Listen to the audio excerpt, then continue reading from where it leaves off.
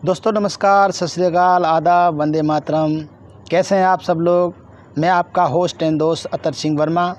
उम्मीद करता हूं इन विपरीत परिस्थितियों में अपने आप को सुरक्षित बनाए रखा होगा। दोस्तों आज मैं आपके लिए पॉलिटी का सबसे महत्वपूर्ण चैप्टर लेके आया हूं। ये चैप्टर एग्ज़ाम के पॉइंट ऑफ व्यू से बहुत इम्पोर्टेंट है दोस्तों। तो दोस्तों पूरी लगन और पूरे फोकस के साथ इस वीडियो को देखना। आज हम बात करेंगे नीति निर्देशक तत्वों के बारे में। ठीक है साथियों, नीति निर्देशक तत्वों के बारे में आपको बता देता हूं कि इन्हें आयरलैंड से लिया गया। ठीक है दोस्तों, तो चलिए शुरू करते हैं आज की इम्पोर्टेंट क्लास। दोस्तों क्लास शुरू करने से पहले मैं आपको एक बात और बता देता हूं, इनका संबंध सिर्फ राज्य से है, मतलब इनका संबंध किसी व्यक्ति से नहीं है, यानी राज्य के कर्तव्यों के निर्वहन से संबंधित है, अर्थात इनका सीधा संबंध किसी व्यक्ति से नहीं होता। ठीक है दोस्तों, तो चलिए शुरू करते हैं अब आज की क्लास को। नीति निर्देशक तत्व। ठीक है दोस्तों, नीति निर्देशक तत्वों की बात संविधान के भाग 4 में और अनुच्छेद 36 से लेकर 51 तक बात कही गई है। नीति निर्देशक तत्व न्यायालय द्वारा लागू नहीं करवाए जा सकते अथवा ये न्याय योग्य नहीं है, मतलब इनको न्यायालय में नहीं ले जा सकता। ठीक है दोस्तों, क्योंकि ये राज्य के ऊपर निर्भर करता है कि वो इन्हें लागू करे या नहीं करे। क्योंकि साथियों संविधान में ये उपबंध किया गया था कि जब राज्य सक्षम हो जाएगा तो जो बातें नीति निर्देशक तत्वों में लिखी गई हैं उन्हें राज्य सक्षम होने के बाद लागू करेगा, यानी ये राज्य के ऊपर डिपेंड करता है कि वो इन्हें कब लागू करे। ठीक है दोस्तों, नीति निर्देशक तत्व राज्य के लिए कुछ कर्तव्यों का निर्धारण करते हैं जिससे लोक कल्याणकारी राज्य की संकल्पना को साकार किया जा सके। नीति निर्देशक तत्व सामाजिक एवं आर्थिक विकास की बात करते हैं। तो दोस्तों नीति निर्देशक तत्वों में कहा गया है कि समाज के प्रत्येक पहलू पर, ठीक है, और आर्थिक विकास को आगे कैसे बढ़ाया जाए, इसकी बात नीति निर्देशक तत्वों में कही गई है। नीति निर्देशक तत्व कानूनी रूप से बाध्यकारी नहीं बल्कि नैतिक रूप से बाध्यकारी हैं। ठीक है दोस्तों, तो चलिए अब हम शुरू करते हैं नीति निर्देशक तत्वों के बारे में, जो कि 16 अनुच्छेदों में इनकी बात की गई है। तो एक एक करके हम बातें करते हैं। अब पहला अनुच्छेद है हमारा अनुच्छेद 36। तो अनुच्छेद 36 में राज्य की परिभाषा दी गई है कि राज्य कैसा होगा, किस प्रकार होगा। तो राज्य क्या है इसका पता आपको अनुच्छेद 36 के माध्यम से चलता है। अब बात करते हैं अनुच्छेद 37 की। वैसे तो ये न्याय योग्य नहीं है, परंतु ये देश के शासन में मूलभूत है और विधि निर्माण करते समय राज्य का यह कर्तव्य है कि इन्हें लागू कराने का प्रयास करे। यह नीति निर्देशक तत्वों के महत्व को स्पष्ट करता है। ठीक है दोस्तों, तो ये बात अनुच्छेद 37 में कही गई है। तो अब बात करते हैं अनुच्छेद 38 की। राज्य लोक कल्याण को बढ़ावा देने का प्रयास करेगा तथा सामाजिक, आर्थिक एवं राजनीतिक न्याय की प्राप्ति की ओर बढ़ेगा।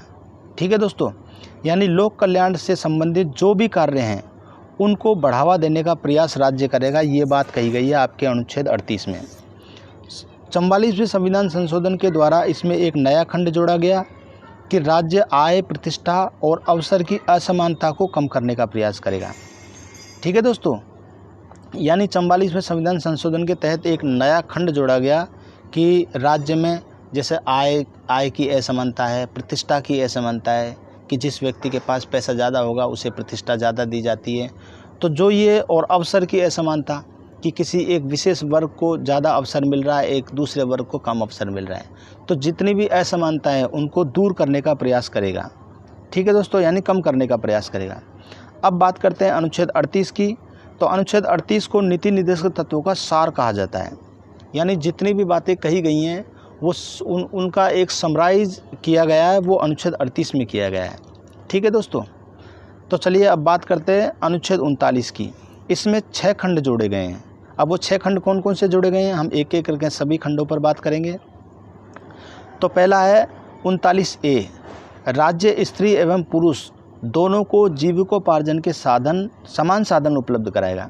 ठीक है दोस्तों, यानी राज्य का ये कर्तव्य होगा कि बिना किसी लिंग भेदभाव के, बिना किसी स्त्री और पुरुष के साथ भेदभाव किए बिना दोनों को समान जीवन जीने के जो भौतिक साधन हैं उन्हें समान रूप से उपलब्ध कराएगा।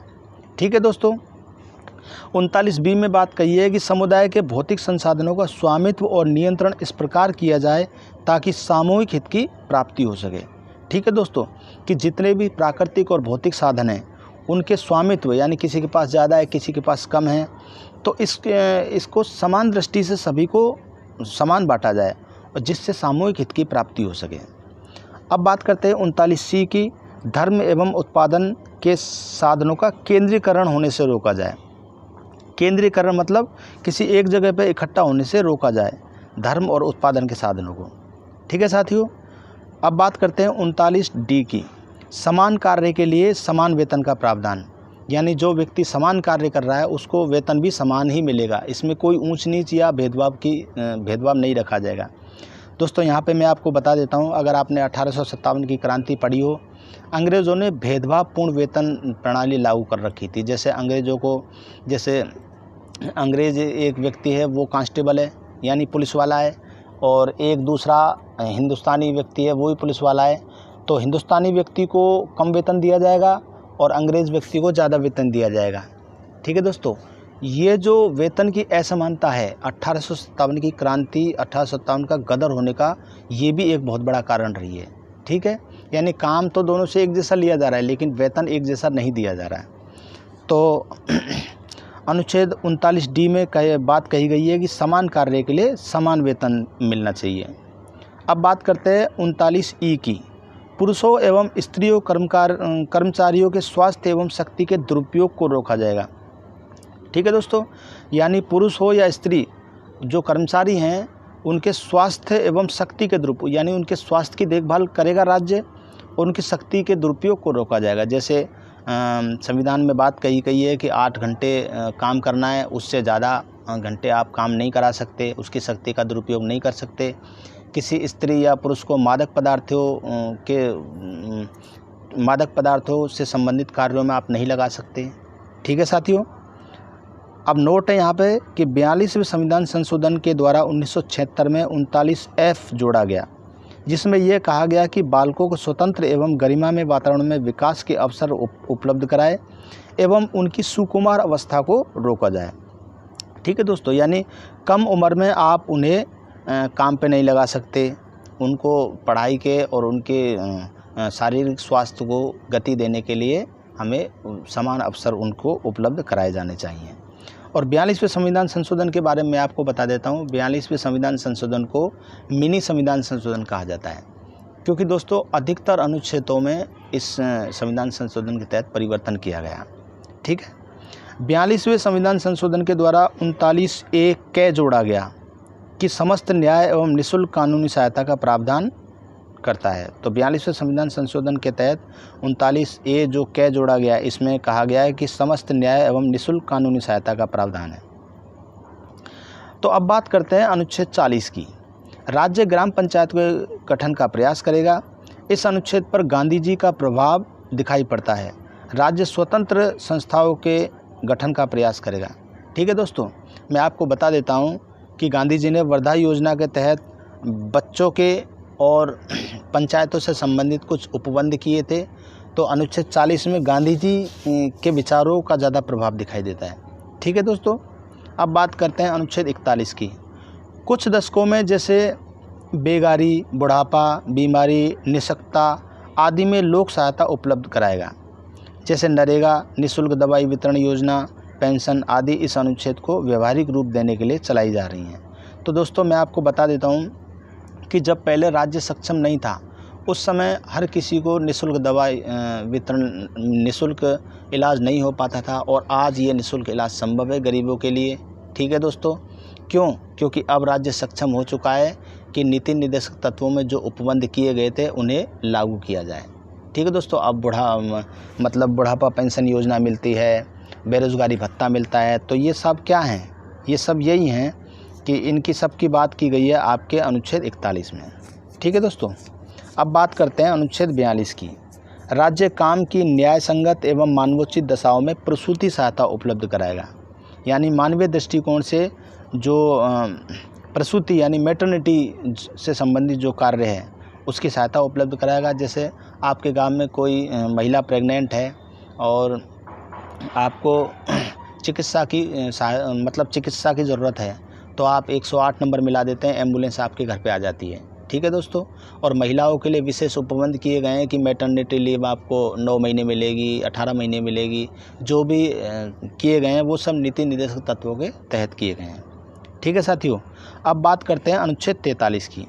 तो अनुच्छेद 43 में सभ्य जीवन की बात की गई है कि सबका सभ्य जीवन स्तर होगा, कर्मकारों के श्रेष्ठ जीवन स्तर और अवकाश उपभोग को सुनिश्चित किया गया है। तो ये बात कही गई है अनुच्छेद 43 में। 42वें संविधान संशोधन के द्वारा 1976 में इसमें अनुच्छेद 43A जोड़ा गया, जिसके द्वारा यह तय किया गया कि उद्योगों के प्रबंध कर्मकारों की भागीदारी को सुनिश्चित किया गया। ठीक है दोस्तों, चलिए आगे चलते हैं।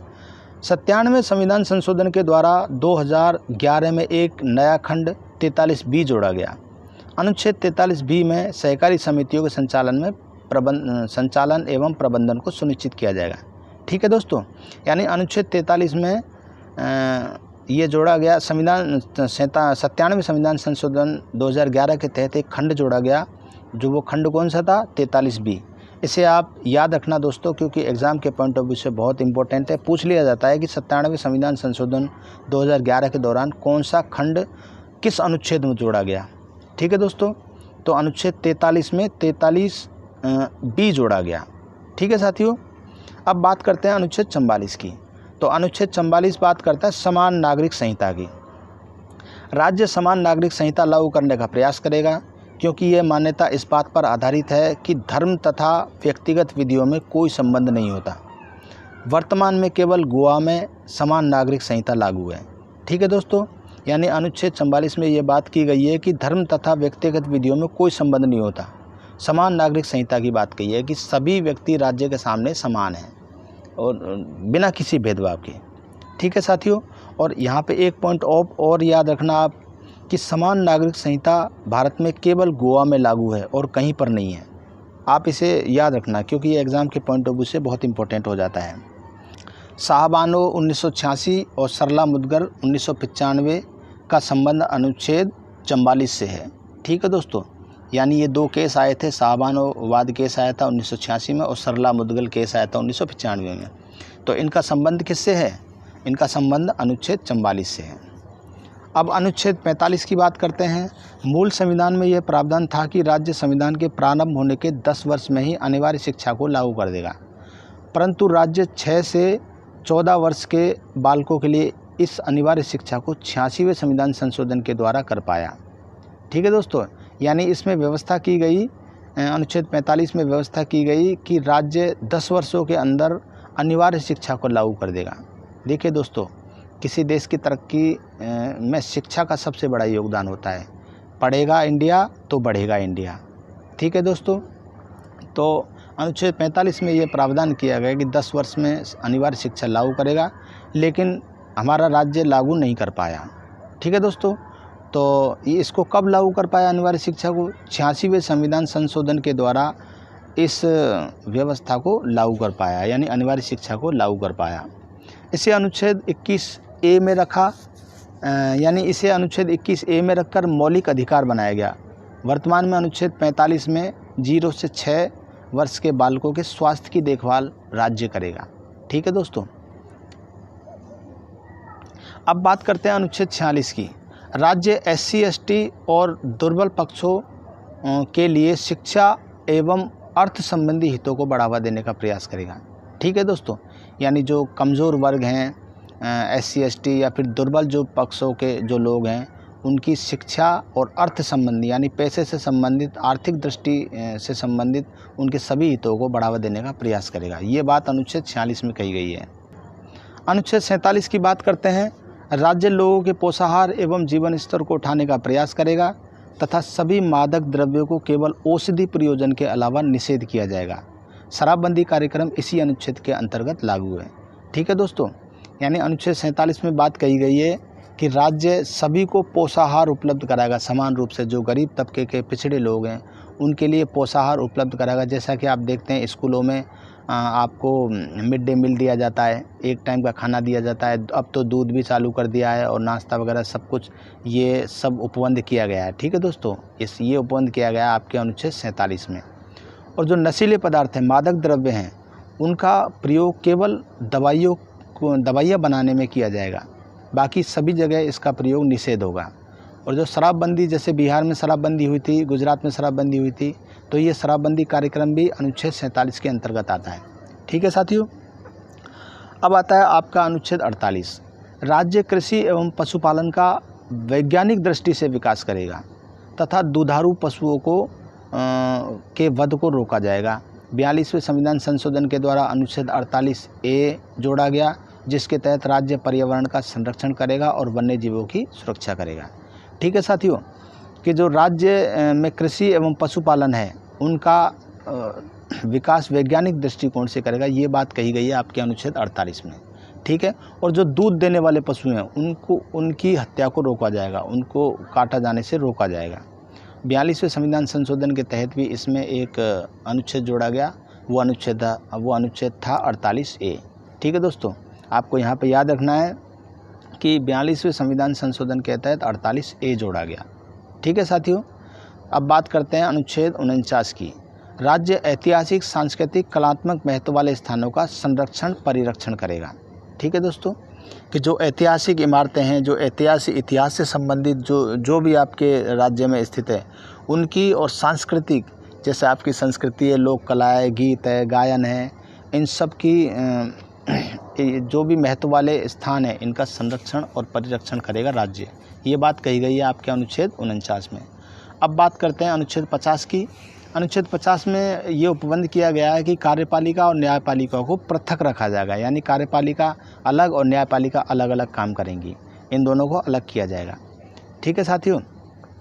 अब नीति निर्देशक तत्वों के अंतर्गत आने वाला अंतिम अनुच्छेद है 51। अब इसकी बात करते हैं।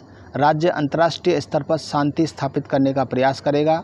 भारत की विदेश नीति इसी अनुच्छेद पर आधारित है। ठीक है दोस्तों, जैसे आप पढ़ते हो पॉलिटी में कि नेहरू की विदेश नीति, ठीक है, तो इसका संबंध भी किस में है, आपके अनुच्छेद 51 में। ठीक है साथियों। तो दोस्तों, हमारा वीडियो आपको पसंद आता है तो इसे लाइक करें, शेयर करें, कमेंट करें, हमारे चैनल को सब्सक्राइब करें। और अगर इसकी आप PDF चाहना चाहते हो, PDF अगर आप इसकी PDF लेना चाहते हो तो दोस्तों हमारे टेलीग्राम ग्रुप को ज्वाइन करें। Thank you.